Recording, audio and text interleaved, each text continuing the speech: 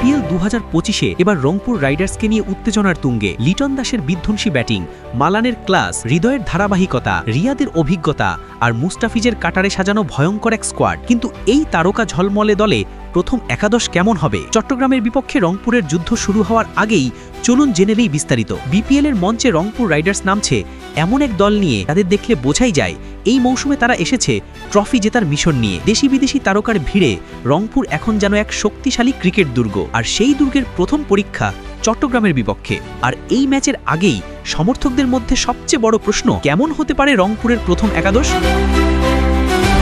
এই লড়াইটা কেবল দুই দলের নয়, এটা বাংলাদেশের দুই প্রান্তের দুই অঞ্চলের মর্যাদার লড়াই। উত্তরের রংপুর বনাম দক্ষিণের চট্টগ্রাম, যেখানে শক্তির বিচারে দুই দল দাঁড়িয়ে আছে সম্পূর্ণ বিপরীত মেরুতে। রংপুর এসেছে দুর্দান্ত স্কোয়াড সাজিয়ে, আর চট্টগ্রাম পুরোপুরি খেলবে নিজেদের সেরা কম্বিনেশন খুঁজে পাওয়ার লড়াইয়ে। ওপেনিংয়ে নামছেন বাংলাদেশের টি-20 অধিনায়ক লিটন দাস। সাম্প্রতিক সময়ে তিনি ব্যাট হাতে যেমন ফ্লো খুঁজে পেয়েছেন তা রংপুরের জন্য বিশাল সুবিধা। আর তার ওপেনিং সঙ্গী ডেভিড মালান, ইংলিশ ক্রিকেটের নির্ভরযোগ্য ব্যাটিং স্তম্ভ। এই দুইজন একসঙ্গে মাঠে নামলে পাওয়ার প্লেতে রংপুর পেতে পারে শক্তিশালী সূচনা। নম্বর 3-এ থাকছেন বরিশাল থেকে রংপুরে আসা তৌহিদ হৃদয়। আন্তর্জাতিক ক্রিকেটে দুর্দান্ত ছন্দে থাকা হৃদয় এবারের বিপিএলেও নিজের ধারাবাহিক ব্যাটিং ধরে রাখার লক্ষ্য নিয়ে মাঠে নামবেন। 4 নম্বরে দেখা যাবে পাকিস্তানি শক্তি ইফতেখার আহমেদকে। টি-20 ক্রিকেটে তিনি আগ্রাসী, ঠান্ডা মাথার এবং ম্যাচ ফিনিশ করার মতো ক্ষমতা সম্পন্ন একজন মিডল অর্ডার ব্যাটার। এরপরই আসছেন অভিজ্ঞ মাহমুদুল্লাহ রিয়াদ। এখনও তিনি দেশের সেরা ফিনিশারদের একজন। তার অভিজ্ঞতা, স্থিতিশীলতা এবং শেষের দিকে ব্যাটিং ঝড় সব মিলিয়ে রংপুরের মিডল অর্ডার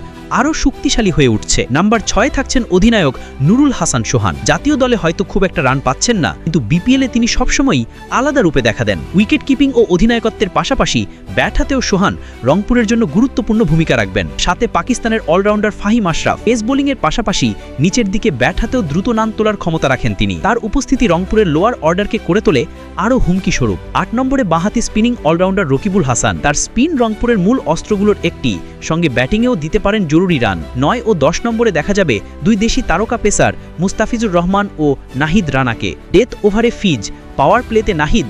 রংপুরের পেস আক্রমণ এই দুজনের উপরে নির্ভর করবে। 11-এ পাকিস্তানের চায়নাম্যান বোলার সুফিয়ান মুকিম। তার বৈচিত্র্যময়ী স্পিন বোলিং প্রতিপক্ষ ব্যাটারদের জন্য ভীষণ চ্যালেঞ্জ হয়ে উঠতে পারে। সব মিলিয়ে ব্যাটিং, পেস, স্পিন সব বিভাগেই সমান ভারসাম্যপূর্ণ রংপুর। ব্যাক আপ ও বিকল্প খেলোয়াড়ও যথেষ্ট।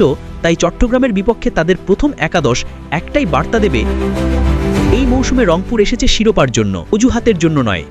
যত তারকা তত প্রত্যাশা। এখন দেখার মাঠে তারা সত্যি কি সেই শক্তির পরিচয় দিতে পারে।